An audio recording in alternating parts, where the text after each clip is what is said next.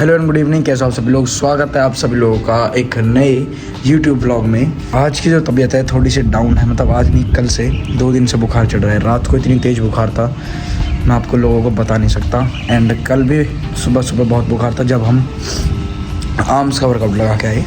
सो अब जो कल वाला आर्म्स का वर्कआउट था वो मैं आज के ब्लॉग में ऐड करूँगा, बिकॉज आज संडे था। वर्कआउट का प्लान था कि आज वर्कआउट करने जाएंगे, बट अनएक्सपेक्टेडली बुखार आ गया, सो नहीं जा पाए। खांसी और कुछ चीज़ें तबीयत ख़राब, ये मौसम चेंज की वजह से एक नॉर्मल सी हो गई है। ये रही वो दवाई जो कि मुझे अब खानी है, मतलब पीनी है। सो लेट्स अभी से लेते हैं एंड उसके बाद आप लोगों से बात करता हूँ। शेक दिस, ये गिर गया। तो ही मम्मी आ गई और एक नई चीज़ जानने को मिली जो कि मुझे भी आज ही पता चली है कि जब भी दवाई बिखरती है वो शुभ माना जाता है। मतलब तबीयत तुम्हारी ठीक हो जाएगी, मतलब ठीक हो गई, ये समझो। भाई ये क्या है, क्या बिलीव है, क्या नहीं है, क्या पता प्रथा हमारी पहले से चलती आ रही है, क्या नहीं है। ये सब बिलीव के ऊपर बिल्ली रास्ता काट गई तो अशुभ छींक दिया तो वो झाड़ू मारते हुए घर चले जाते। आप इनमें मानते हो तो कमेंट में बता देना कि दवाई बिखरना शुभ है या अशुभ। सब उसे छोड़ो, अभी फ़िलहाल आप जिम थोड़ी सी इंजॉय करो एंड उसके बाद मैं आप लोगों से बात करता हूँ। जाओ अभी सीधा अब आप लोगों से जिम में मिलते हैं। So let's go. Arm workout के साथ कल का आर्म वर्कआउट होगा, बिकॉज आज तो संडे है, जिम जा नहीं पाए। सो आप ज़रा आर्म वर्कआउट एंजॉय करो एंड उसके बाद आप लोगों से कुछ बात करते हैं। आ जाओ।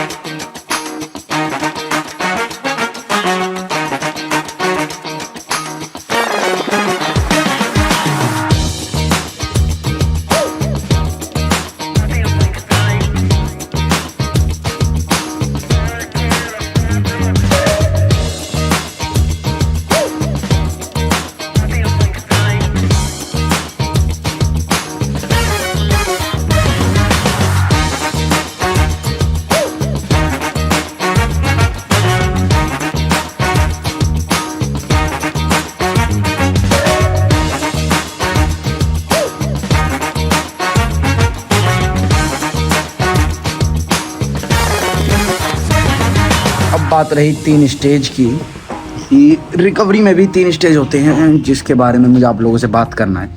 अब वो 3 स्टेज कौन कौन से हैं आई विल टेल। अब सुनो ध्यान से आप।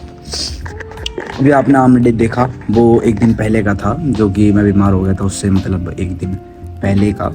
अब 3 स्टेज जो बीमारी मतलब रिकवरी के हैं, वो सबसे पहला जब आप किसी फिजिकली रेजिस्टेंस आपके अगाड़ी आता है या फिर कोई मेंटल रेजिस्टेंस आप लोगों की लाइफ में आता है, रेजिस्टेंस इन द सेंस रुकावट, जब वो आती है तो सबसे पहले आपको गुस्सा आता है और वो एंगर ही होता है कि आप अपने नॉर्मल वर्क या नॉर्मल काम को ईजिली दोबारा नहीं कर पाओगे कुछ दिन के लिए। वो पॉज, वो चीज़ें जो होती हैं वो मेन आपके अगाड़ी आ जाता है। सो मेन वो एक रेजिस्टेंस, मेन एंगर। दूसरा स्टेज आता है सैडनेस। अब सैडनेस की बात करी तो ये सबसे बेकार और एक सबसे पछतावाजनक स्टेज रहता है, जब आपको ये फील आती है कि मैं अब फिर से उस काम को अभी नहीं कर सकता कुछ दिन। मैं आज जिम नहीं गया, मैं ये नहीं करा, मैंने वो नहीं करा। जो लोग जिम से इतने मतलब ऑब्सेस्ड नहीं हैं जिम से, उन लोगों को इतना फ़र्क नहीं पड़ता कि वो जिम जाएं ना जाएं, बिल्कुल मत जाएं। बट जो जिम के प्रति ये है कि हाँ भाई मुझे जिम जाना है, उनके लिए ये एक मेन रेजिस्टेंस के उसमें काम करता है और उस चीज़ से आप लोगों को बहुत दुख और एक सैड सी फीलिंग आती है। एंड तीसरा एंड लास्ट स्टेज वो है थर्ड, लव।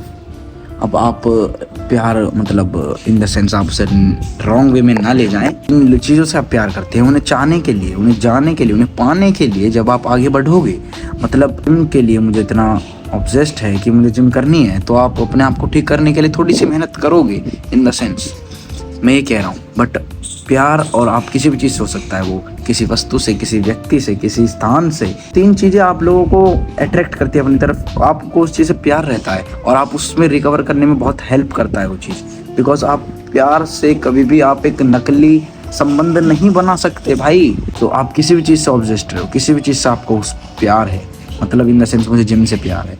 तो जिम से जाने के लिए मैं अपने स्टेज को जल्दी से जल्दी रिकवर करने की पूरी कोशिश करूँगा। इसलिए 2 दिन से ज़्यादा मुझे नहीं लगते कि मैं इस फीवर को अपने जिम को रोक पाऊँगा। सो आपको उस चीज़ से प्यार किसी भी चीज़ से हो सकता है। आप किसी के साथ किसी के साथ टाइम बिता सकते हो, किसी के साथ बैठ सकते हो, कहीं जा सकते हो, कहीं घूम सकते हो। सो ये ऑल ऑन यू। सो ये 3 स्टेज रिकवरी के मेन हैं। यू कैन हैंडल दिस, और फिर आप अपनी रिकवरी अपने स्टेज से कर सकते हो, अपने हिसाब से कर सकते हो। इतना ही। आई होप कि आप लोगों ने इस व्लॉग को एंजॉय किया होगा। आप इस बैकग्राउंड को थोड़ा इग्नोर करना, बिकॉज यहाँ से मैंने आपको कई बार बता चुका, फ्लैश लाइट एकदम अच्छी आती